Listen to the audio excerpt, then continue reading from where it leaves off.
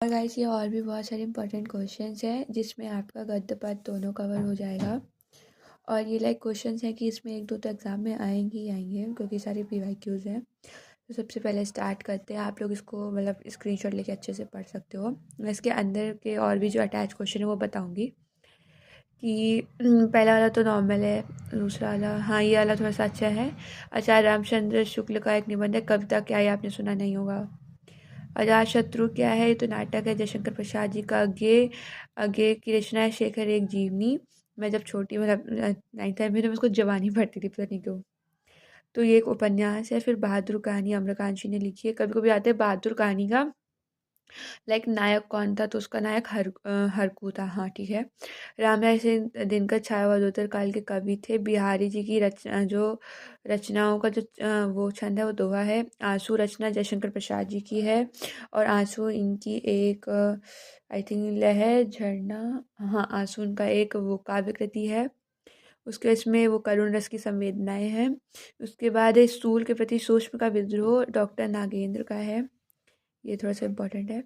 और दूसरा तार सप्तक, हाँ तार सप्तक बहुत इंपॉर्टेंट है। देखो तार सप्तक क्या है, प्रयोगवाद के अंदर आता है जिसको हम लोग नई कविता का युग बोलते हैं।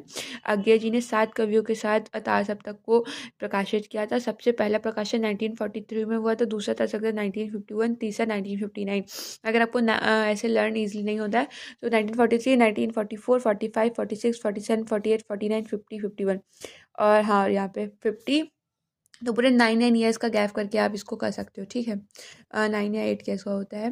फिर भाषा योग से राम रंजनी का सदल में सन्यासी के इत्तेफाक्यान उन्होंने लिखी थी। मैंने यहाँ पे जैसे लिख भी दिया है। जो प्रगतिवाद है, जो छायावाद उत्तर के बाद होता है, प्रयोगवाद अज्ञे जी ने, इन दोनों में कन्फ्यूजन होती है, ठीक है। वो चंद्रकांता संस्कृति देव के नंदन खत्री जी का बालकृष्ण भट्ट हिंदी प्रदीप उन्होंने लिखी है, संपादित की है। फिर वासुदेव अग्रवाल का वागधारा है। कितनी नामों में कितनी बार इंपॉर्टेंट है। अज्ञे जी को इसके लिए इनको ज्ञानपीठ पुरस्कार मिला था, ठीक है। और ये सब आप देख लो। मैं नीचे अब दिखाती हूँ आपको। हरिवंश राय बच्चन जी ने 4 जीवनी लिखी थी। नीर का निवार, फिर आप सबने सुनी होगी, ये वाली भी सुनी होगी। बेसरे से तो 10 द्वार से सोपान तक, ये इंपॉर्टेंट है। उसके बाद छालावाद क्या होता है, प्रयोगवाद और छायावाद के बीच का जो टाइम होता है उसको छालावाद कहते हैं। ये पेज बहुत इंपॉर्टेंट है, आप इसका स्क्रीनशॉट ले सकते हो, इससे बहुत सारे क्वेश्चंस बन जाएंगे।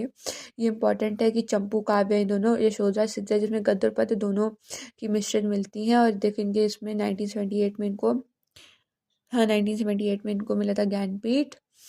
और ये है क्या बोलते हैं, द्विवेदी युग की लास्ट ब्रजभाषा की रचना है। उद्धव शतक और गंगावरण इन्होंने लिखी। जगन्नाथ दास रत्नाकर संयुक्ता स्वयंवर और न्यूतन ब्रह्मचारी लाला श्रीवास दास ने लिखी, जो कि एक मौलिक उपन्यास है। नूतन ब्रह्मचारी सबसे पहला, ठीक है। और ये दोनों भी इंपॉर्टेंट है।